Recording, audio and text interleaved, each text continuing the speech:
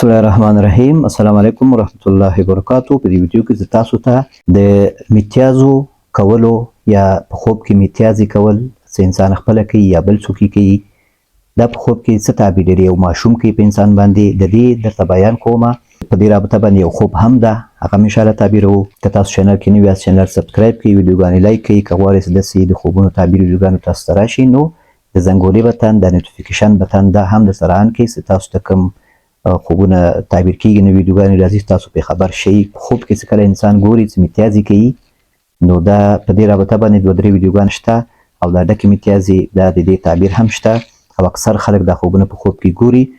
په عمومي صورت کې دا چې کله انسان په خوب کې وګوري چې میتیازي کوي دی کوي یا بل څوک کوي، کله خپل ځای کې ویني میتیازي، ځای ورته تشناب وي، کناره وي، یو ګوشه ځای وي، په پرده کې وشي، په ارامه وشي، په اسانه وشي، نو دا په دې باندې تعبیر کیږي چې ستا یو عادت هغه فکر کوي چې کیدای شي چاته تکلیف ورسیږي یا تاته تکلیف ورسیږي، هغه کې په عذاب ته هغه عادت دی په ښه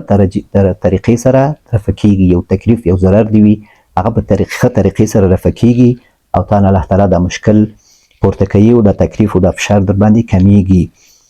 او څه کله ته بې ځایه وګورې بیا ښه تعبیر نه لري، څه ته بې ځایه وګورې چې دا میتیازي په پرتو کې دې ځي، د په شرمېدلو باندې تعبیر کیږي، په حرامو کارو باندې، په ګناهونو باندې تعبیر کیږي او په جنسي مسایلو باندې، فحش ویډیوګانو پسې تګ باندې هم تعبیر کیږي. او څه کله ته بې ځایه په یو ځای کې وګورې نو هلته هم په دې باندې تعبیر کیږي چې تا یو حرام کار یو چېرته کړی، په حرام مال باندې هم تعبیرېدلی شي. او بیا د دې نه چې ته په عذاب د بوی نه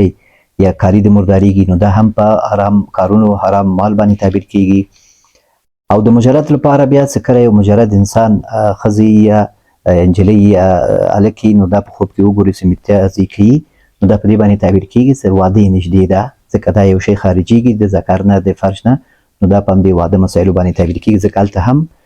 چې کله دا انسان واده کوي نو دغه نسل او دې لارې نه اضافه کیږي، زیاتیږي، نو په هغه باندې بیا تعبیر کیږي چې واده شوي کس هغه هلکي یا نجلۍ ښځه او سړی هغه په خوب کې وګوري چې میتیازي کوي نو دا په اولاد باندې تعبیر کیږي، ځکه نطفه د همدې ځای نه وځي د میتیازو لارې نه ځای نه، نو په اولاد باندې تعبیر کیږي چې الله تعالی دوی ته نطفه نصیب کوي، اولاد نصیب کوي، نو په دې باندې تعبیر کیږي. او کله کله دا په ګناه باندې هم تعبیر کیږي چې کله ته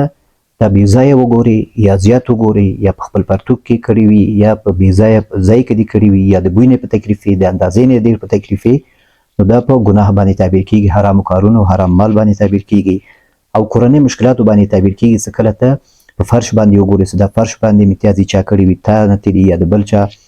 نو دا ټولنیز او کورنۍ مشکلاتو باندې تعبیر کیږي. او څه کله ته عادي حالاتو کې د میتیازي په خوب ګورې چې عادي حالاتو کې د میتیازي کوي او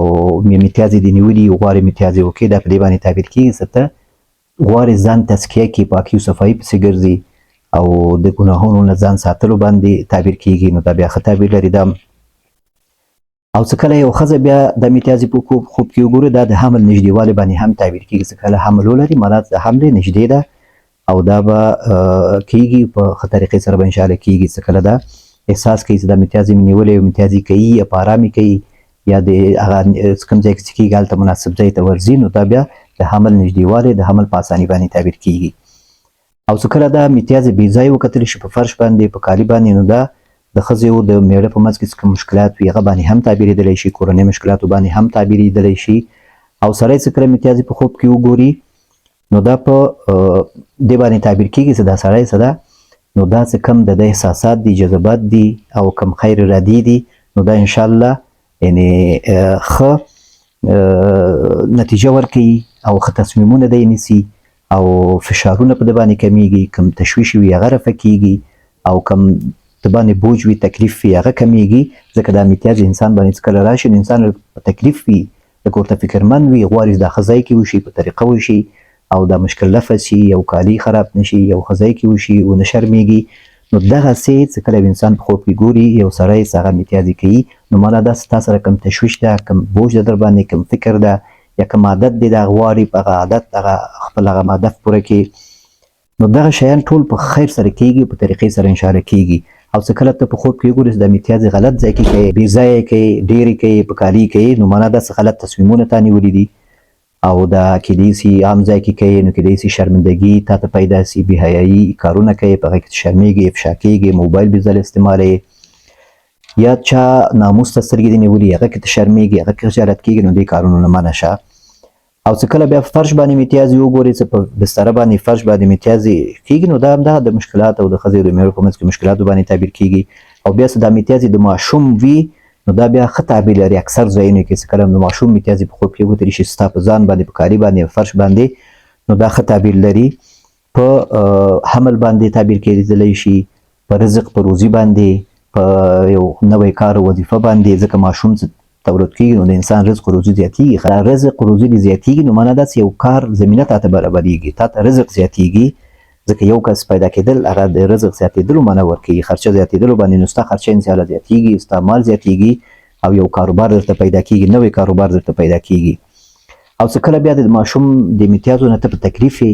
او د فکر کې دا بېلماز شو دا ځای مې او ورسره په تکلیف وي دا زیات وي بوی زیات وي یا داسې مونځ په وخت کې وي یا داسې ډېر زیاتې خراب کړي وي دا په دې باندې تعبیر کېږي ګناهونو باندې څه کېدای شي تاسو نه څه ګناه کېږي د ښځې او خاوند په منځ کې رابطه کې په دې کې څه ګناه کېږي یا د ښځې له طرفه کېږي یا د سړي له طرفه کېږي نو بیا په دې باندې تعبیر کېږي او په دې باندې هم تعبیرېدلی شي چې تاسو دا خپل نطفه ضایع کوئ او حمل کوئ جنین اسقاط کوئ یا داسې مواد استعمالوئ چې هغه ناروا هم ده او بیا دغه اولاد مخه هم نیسي حالانکه یعنی اولاد صالح اولاد وي نو هغه خیر به پکې مسلمانان زیات شي خو سړی د تعلیم د عهدې نه وتلی شي او مسؤلیت ادا کولی شي او هغه ته وخت ورکولی شي نو دا په دې صورتونو کې بیا ښه تعبیر لري نو دا د ماشوم د خوب تعبیر او په دې رابطه باندې یو خوب هم ده خو دغه نه مخکې که تاسو چینل کې نوي یاست چینل سبسکرایب کړئ ویډیوګانې لایک کړئ که داسې خوبونه او داسې ویډیوګانې غواړئ چې همیشه تاسو ته راشي نو دا د زنګولي بټن نوټیفیکیشن د آن کړئ چې تاسو ته همیشه دا نوې ویډیوګانې درشي او دا چینل ملګرو سره هم شریک کړئ د یو خوب چا تعبیر شي او سوال چا حل شي نو انشاءالله دې کې تاسو ته به هم اجر کېږي یو کمنټ سره تاسو کمنټ کوئ نو دې سره دا ویډیو سره کسان نورو ته رسیږي نو دې کې انشاءالله چا سوال حل کېږي د چا خوب تشویش رفع کېږي نو تاسو به کې انشاءالله پوره اجر وي که خوب هم لیدلی وي نو خپل خوب تاسو کولی شئ همدغه واتساپ له لارې نه ماته بیان کړئ په لیکلو او یا په آواز سره وایس سره زنګ به نه وهئ بیا به انتظار کوئ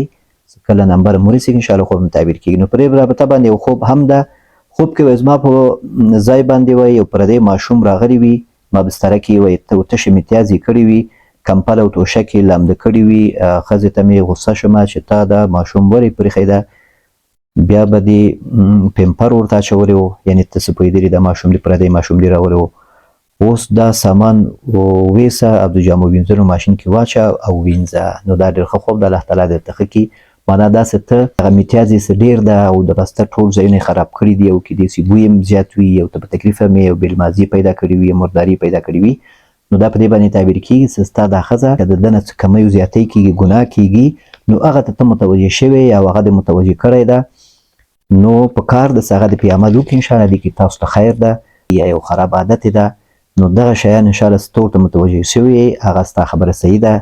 هغه باید پې عمل وکړي او دې کې ستاسو لپاره خیر ده صفایي ده پاکي ده د یو حرامو نه بچ کوي الله تعالی نو دا ښه خوب د الله تعالی دې تاسو ته ښه کړي نو الله دې وکړي دغه خوب تعبیر ته واورئ مطمئن شي چې کله مطمئن شوې نو د ویډیو لاندې ماته یو کمنټ وکړه ستا د خپل خوب تعبیر واورېده تا څوک نه پېژني د یوټیوب خوبي دا ده چې دلته فیسبوک غوندې نه ده چې تا هر څه افشا سي هر څوک دې وپېژني یوټیوب کې ته پېژندل کېږې نه او یوټیوب کې څه خپل خوب لیکي څوک نه پوهېږي دا خوب د چا ده او که کمنټ کوي نو هم تا څوک نه پېژني دومره نو خپل خوب ښه اطمینان سره ماته بیان کړي او کمنټ هم وکړئ ویډیوګانو کې لایک هم ورکوئ دا زما یو حق ده په تاسو باندې که چېرته زما تایید تاسو کوئ نو زما انشاءالله توجه دې طرف ته زیاتېږي خوبونه په وخت تعبیر کېږي او ښه پوره وخت هم ورته ورکومه ځکه په دې باندې ډېر زیات خرچه راځي یو ډېر تکلیف وړ یو ویډیو جوړول او نشر کول دا آسان کار نه ده ځینې ورونه ډېر وارخطا وي خپل خوب ته لیکي چې دا زموږ خوب ولې زر نه تعبیر کېږي او باید په وخت تعبیر شي خبره دا ده دا ډېر سخت کار ده او زه یو کس یم او دا دې ته پوره دفتر او کمپیوټر او لپټاپ او هر څه په کار ده ولانکه ما سره یو موبایل ده انشاءالله زه کوشش کوم چې تاسو زما تایید وکړئ نو دې ته زه بیا وخت ورکوم نو تر آینده ویډیو پورې تاسو په لاس سپارم. السلام علیکم ورحمت الله وبرکاته.